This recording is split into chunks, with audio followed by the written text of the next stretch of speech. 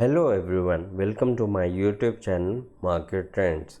Today in this video we shall be discussing regarding ICICI Bank, like what is its current status and what is expected from it to happen in the coming days, and overall view will be carried on and will come to a conclusion whether it's a good buy call or a sell call.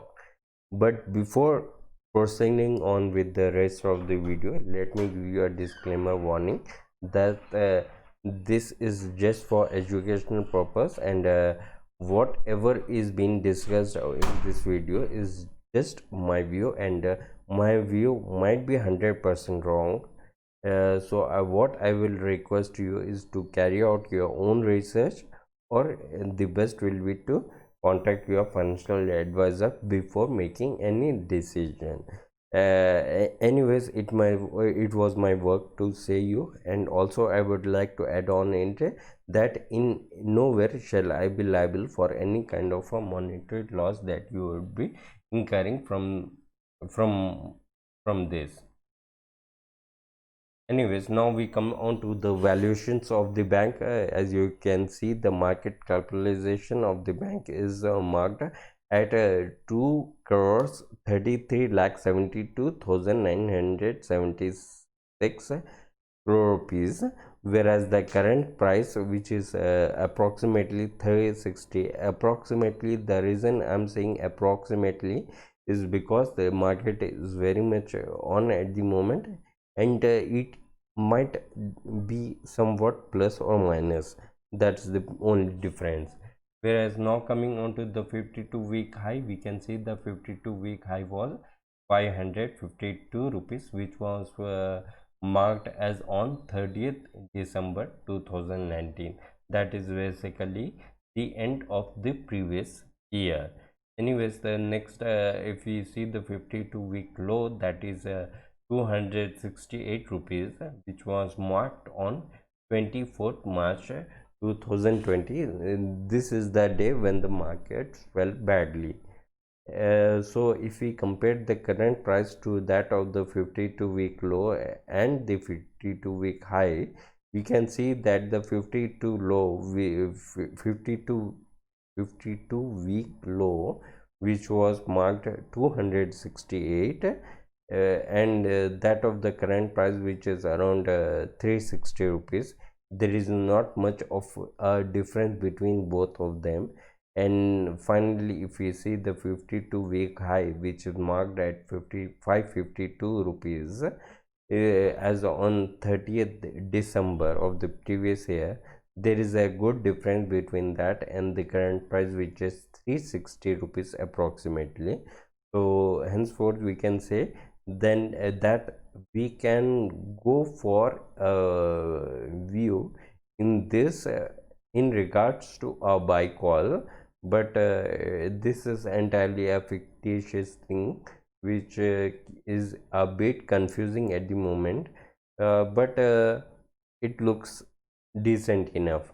Anyways, now moving on to the P of the stock. If you see the P of the stock, it comes to 23%, whereas the dividend yield comes to 0.28%, and ROC, which stands for return on capital employed, is marked as 5.90%, whereas the last one, that is ROE, which is return on equity, is marked as 8.07%.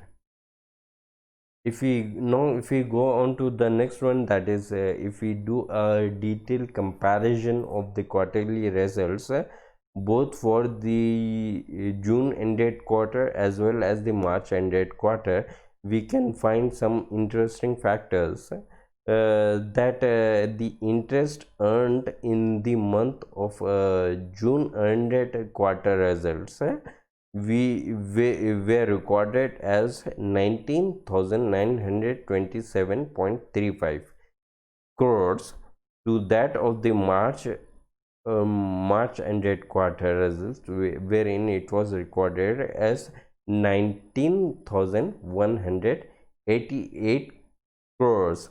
So henceforth we can easily make out a decent amount of difference. And if we talk about the difference in terms of percentage, it comes to 3.85%. So there is a decent difference in both of them. Now moving on to the next one, that is operating profit, PBDIT. Over here we can see the numbers for the quarter ended in June is marked to 10,779 crores, whereas for the previous one it was 7,390 crores. So a difference, subsequent difference of 45.86 was observed. Whereas moving on to the next one is the NPAs. Over here the net NPA percentage is 1.23% recorded for the June ended quarter, whereas it was 1.41% recorded for March ended quarter. Henceforth we can see a decline in the June ended quarter, and as you know that the percentage is minus 1.8, whereas if we compare the gross NPS in terms of percentage, we can see it was recorded 5.46% for the June ended quarter, whereas it was recorded as 5.53% for the March ended quarter. Henceforth a difference of marginal difference of minus 0.07% was observed. Later, moving on to the exceptional items, it was nil for both ended quarters. Lastly, let's check out the net profit, which was recorded as 2,599 crores for the June ended quarter, whereas it was recorded as 1,221 crores for the March ended quarter, wherein a jump of 112% was observed between the two quarters. So that was with the quarter result comparison. Now if we come on to the returns, if we check out the returns as per the time frame, for 5 days the return was marked as 0.30% in red, whereas for a month of a return there was 4.71%. And if we see the 6 months return, it was 33.4% of return, whereas for year till date YTD it was recorded as 32.76% in negative, whereas for 1 year it was minus 13.86%, and for 5 years it was 32.80% in green. So therefore we can make out from the entire time frame chart that the 1 month as well the 1 month as well as the 5 years was something in green, whereas the entire thing was seen to be in red. So but we are very much optimistic that the coming time frames which will come, we are very much optimistic that they will be something good. So this was a brief information about ICICI Bank, and based on this information you can come up with other strategies. Just to add on to this, right now the ICICI Bank has raised 15,000 crores in the form of QIP, which stands for Qualified Institutional Placements, and with this the capital has increased by 15,000 crore rupees. So henceforth that is also a good sign which has come into the picture. Eventually at the moment the entire banking sector is in a problematic situation, but overall you can say this kind of situation which is causing the banking sector to be in red won't continue for long.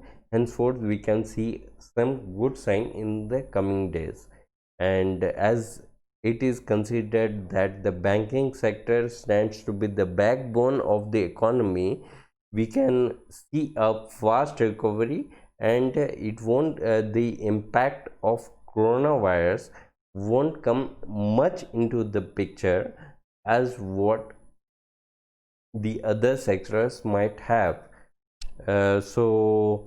It is clearly evident that we can expect ICICI Bank to gradually increase, but still I would suggest it to be your call, and I won't be held liable for any kind of monetary losses. So my work was to say that once again, so I said that. Anyways, it's entirely on to you. I hope to come up with another video. Until then, take care and bye bye.